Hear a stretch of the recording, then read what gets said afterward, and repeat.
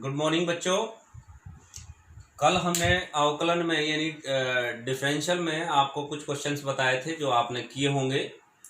आज हम उससे अगले नेक्स्ट कड़ी में जाएंगे जिसमें हम लोग इस तरीके के फंक्शन को डिस्कस करेंगे जिसमें फंक्शन ही हमारा क्लियर नहीं होगा। ऐसे फंक्शनों को हम इम्प्लिसिटी फंक्शन कहते हैं यानी मिले जुले फंक्शन कहा जाता है, जिसमें दो आपके वेरिएबल्स होंगे। पहले वाले फंक्शन में y अलग था और x वाले अलग थे, यानी y is equal to sine x या y इजिकल टू ई की पावर x साइन एक्स। अब क्या होगा, ऐसे फंक्शन आपके सामने आएंगे जिसमें x और y दोनों मिक्सअप होंगे, मिले जुले होंगे। ऐसी स्थिति को हम इम्प्लिसिटी फंक्शन भी बोलते हैं। इम्प्लिसिटी फंक्शन में आप लोगों को किस तरीके से डिफरेंशियल करना है, x के सापेक्ष करेंगे तो y कांस्टेंट नहीं रहेगा यहाँ, क्योंकि हमें जो निकालना होता है dy by d x. y जो है हमारा यहाँ आपका रेंज का काम करता है और x जो हमारा डोमेन का वर्क करता है। तो ऐसे सवालों को करने के लिए मैं एक सवाल आपके सामने लेता हूं। तो देखिए, मान लीजिए एक क्वेश्चन है हमारा x square plus x square y, x की cube plus x square y plus x y square equal to plus y की 3 बराबर 81। तो आप देख रहे होंगे कि ये जो पूरा फलन है इसमें x और y दोनों मिले हुए हैं, मिक्सअप है। ऐसे फलन को हम इम्प्लिसिटी फंक्शन कहते हैं, यानी मिले जुले फंक्शन भी बोलते हैं। तो जब हम इसका डिफरेंशियल करेंगे, किसके सापेक्ष कर रहे हैं, x के सापेक्ष, तो लिखेंगे differential with respect to x। तो x के सापेक्ष अवकलन आपका हो जाएगा dy बाई डी एक्स की क्यूब प्लस यहाँ दो फंक्शन आपके बनते हैं फर्स्ट और सेकंड। तो फर्स्ट सेकंड वाले में आपका चेन रूल लगेगा। चेन रूल में मैंने एक्स स्क्वायर को एज इट इज रखा और यहाँ लिखा dy by d x plus y dy by d x x square. ऐसे यहाँ भी एक चेन रूल लगेगा, यहाँ लिखा जाएगा x d by d x y square plus y square dy by d x x. यहाँ आपका हो जाएगा dy d x x cube equal to dy by d x 81। तो मैंने टोटल जो पूरी इक्वेशन जो थी उसमें डिफरेंशियल का जो रूल लग सकता था मैंने कंप्लीट रूल लगाया, जहां चेन रूल लग सकता था वहां चेन रूल लगाया। ये आपका डिफरेंशियल होने के बाद हो जाएगा x 3x square plus x square d y by d x plus इसका हो जाएगा 2xy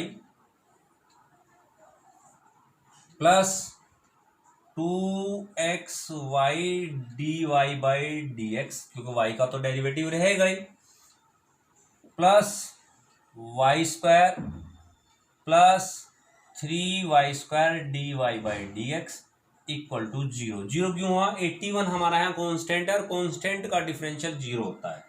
अब हमको क्या करना है, दोनों मिलके हम लोग इक्वेशन को थोड़ा सा सेट करेंगे। वो किस तरीके से, जहां dy बाई डी एक्स है उनके फंक्शनों को हम इधर रखेंगे और dy बाई डी एक्स को कॉमन ले लेंगे। X square plus 2xy plus 3y square dy by d x.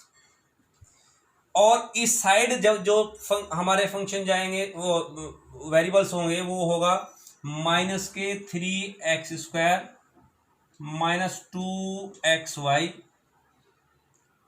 और माइनस y की स्क्वायर। तो हमें निकालना है dy बाई डी एक्स। तो आपका आ जाएगा, माइनस मैंने कॉमन ले लिया, 3x square plus 2xy plus y square upon x square 2xy plus 3y square. तो इस तरीके के डिफरेंशियल जो होंगे, अवकलन होंगे, वो उन फलन के मैंने अवकलन बताए हैं जिसमें फलन आपके मिक्स होंगे। इन्हें इम्प्लिसिटी फंक्शन बोलते हैं। इसी में ही आप, आशा करता हूँ आपको समझ में आ गए होंगे। 5-4 क्वेश्चन, 8-10 क्वेश्चन इसमें दिए हुए हैं, वो आप इसी टाइप से करेंगे। बिल्कुल सिंपल डिफरेंशियल है। डिफरेंशियल के फॉर्मूले आपके सबके क्लियर हैं। दो ही रूल आपके लग रहे हैं, तो डिफरेंशियल का इक्वेशन फॉर्मूले क्लियर होने चाहिए। दूसरा इसमें लग रहा है चेन रूल होना चाहिए। तीसरी होता है पॉइंट कैलकुलेशन को मैंने क्लियर किया है, आपको ऐसे कैलकुलेट करके डिफरेंशियल कंप्लीट कर देना है। इसी कड़ी में, क्योंकि जब हम आपको फॉर्मूले बता रहे थे तो मैंने एक बात आपसे कही थी, अब मैं उसी बात को रिपीट करता हूं। जब मैं डिफरेंशियल के सेकंड मेथड में आपको क्लियर कर रहा था, मैंने कहा देखो डिफरेंशियल करने के दो मेथड है। एक तो जिसे first principle of differential, first principle बोलते हैं, जिसे प्रथम सिद्धांत द्वारा अवकलन ज्ञात करना। तो मैंने कहा था उससे अवकलन करना इतना संभव नहीं है, इसलिए द्वितीय सिद्धांत जो था डायरेक्ट आप फॉर्मूले याद कीजिए, उसमें जो नियम लगते हैं उसको समझिए, आप अवकलन को अच्छा आराम से निकाल सकते हैं, यानी किसी भी फलन का एक स्लोप निकाल सकते हैं। इसी में अब हमारा एक और फॉर्मूले ऐड हो जाते हैं, क्योंकि मैंने आपको बताया था कि पांच फंक्शन हैं। इसमें एल्जेब्रिक फंक्शन का मैंने डिफरेंशियल बताया, ट्रिग्नोमेट्रिकल फंक्शन का बताया, एक्सपोनेंशियल का, लॉगरिथम का, और पांचवा पॉइंट इनवर्स का मैंने नहीं बताया था। तो आप डेरिवेटिव निकाल लेंगे, derivative of inverse trigonometrical function. जो इनवर्स ट्रिग्नोमेट्रिकल फंक्शन होगा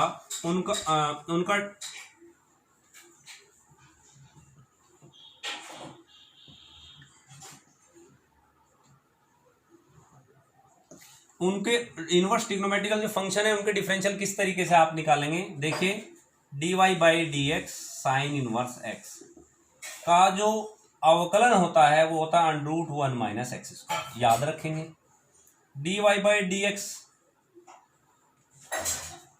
कोस इनवर्स एक्स का माइनस लग जाता है 1 minus x square, dy by d x tan inverse x 1/1 plus x square होता है।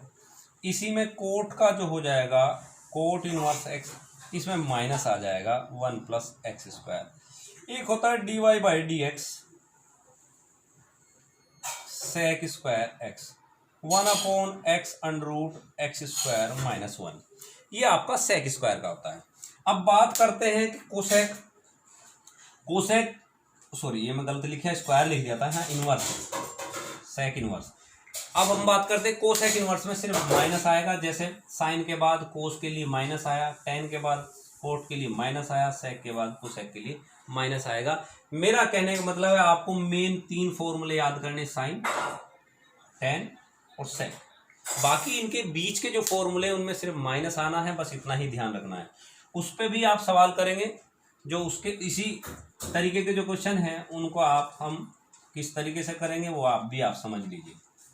आपके सामने इस तरीके के सवालों को रखा जा सकता है, जैसे मैं आपके सामने एक सवाल रखता हूं, y = tan inverse 3x minus x की क्यूब अपॉन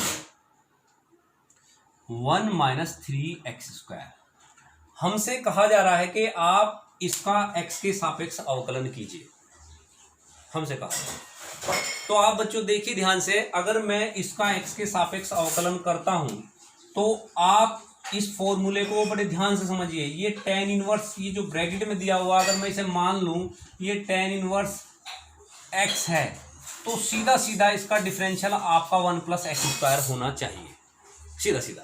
लेकिन इसको अगर मैं x मान लेता हूं या t मान लेता हूं, t के बाद जब मैं इसका डिफरेंशियल करूंगा तो इसमें डिवीजन वाला रूल लगेगा और कैलकुलेशन बहुत बड़ी हो जाएगी। कैलकुलेशन इतनी बड़ी हो जाएगी कि इसका डिफरेंशियल करना हमारे लिए संभव नहीं होगा। कर तो लेंगे जैसे भी करेंगे, लेकिन कैलकुलेशन इतनी बड़ी हो जाएगी और गलती होने के बहुत सारे चांसेस होंगे। क्यों, उसका कारण मैं बता देता हूँ। क्योंकि जब आपका 1/1 प्लस एक्स स्क्वायर आएगा तो ये स्क्वायर भी तो यहाँ होल स्क्वायर में होगा। जब वो होल स्क्वायर में होगा तो उसका भी होल स्क्वायर खोलना, उसकी भी कैलकुलेशन करना, तो इसलिए हमारे लिए बहुत टिपिकल होगा। तो जितने भी इनवर्स के क्वेश्चन आपके सामने आएंगे, सबसे पहले आपको करना क्या है कि आप दिए हुए फंक्शन को इस तरीके से देखिए कि आप क्या इसको चेंज कर सकते हैं। अगर इसे चेंज करके आप नया फंक्शन बना लेते हैं तो आपका काम और आसान होगा। डिफरेंशियल तभी करेंगे जब फंक्शन आपका बहुत इजी में हो, और क्वेश्चन आपको ऐसे दिए होंगे कि आपको अपने आप ये लगने लगेगा कि अगर मैं इसमें ये पुट कर दूं तो इसका फॉर्मूला बन जाएगा। तो आप देखते हैं, जब आपने ट्रिग्नोमेट्री पढ़ी होगी तो आपने tan 3a का फॉर्मूला पढ़ा होगा, उसमें 3 tan a माइनस tan की क्यूब 1 माइनस, ऐसा कुछ मेरे दिमाग में आ रहा, आपके भी आना चाहिए। तो हम मान लेते हैं, माना x = tan थीटा, तो यहाँ थीटा जो हो जाएगा tan इनवर्स x हो जाएगा। तो ऐसे केस में y = tan इनवर्स, यह आपका होगा 3 tan थीटा माइनस tan की cube theta 1 minus 3 tan square theta. जब आपका ये होगा y is equal to tan inverse, आपका ये एक फॉर्मूला बन जाता है जिसे बोलते हैं tan 3 थीटा। मेरा मकसद था ये छोटा फंक्शन बनाना, और मेरा मकसद ये भी था कि ये इनवर्स हट जाए। दोनों चीज़ें मेरी मकसद में थी। जब ये tan इनवर्स है, ये tan है, तो इससे ये पूरा पूरा कैंसिल हो जाएगा। ये बनेगा y is equal to 3 tan theta. Means sorry मैं गलती कर गया हूँ। y is equal to 3 theta, ये 3 थीटा हो जाएगा। अब क्योंकि थीटा की जो वैल्यू थी वो थी tan inverse, y equal to 3 tan inverse x। अब आप देखिए इस फंक्शन में और इस फंक्शन में बहुत अंतर आ चुका है। इसका डिफरेंशियल करना हमारे लिए बहुत टिपिकल था, इसका डिफरेंशियल करना हमारे लिए बहुत आसान है। तो आपको ध्यान में रखना है, अगर फंक्शन बहुत बड़ा है तो आप पहले ये सोचेंगे क्या इसमें कुछ चीज़ में कुछ पुट कर सकता हूँ या ऐसा कुछ कर सकता हूँ जिससे फलन मेरा बहुत छोटा हो जाए। तो ऐसा होने, अब आपके पास बन गया y equal to 3 tan inverse theta. तो जब हम आप इसका डिफरेंशियल करेंगे तो dy by d x 3 dy by d x tan inverse x, यानी आपका आ गया 3/1 प्लस एक्स स्क्वायर। तो आपने सिर्फ थोड़ा सा वर्क किया, उसके बाद आपकी कैलकुलेशन खत्म हुई, और कैलकुलेशन के साथ साथ आपका डिफरेंशियल भी बहुत छोटा हुआ। तो आपको अब देखिए इसकी कैलकुलेशन करने में और इसकी में बहुत अंतर आया। तो इस टाइप के क्वेश्चनों को आप ऐसे ही करेंगे। मैं इसमें और भी 1-2 क्वेश्चन लेता हूं, आप देखिए ध्यान से।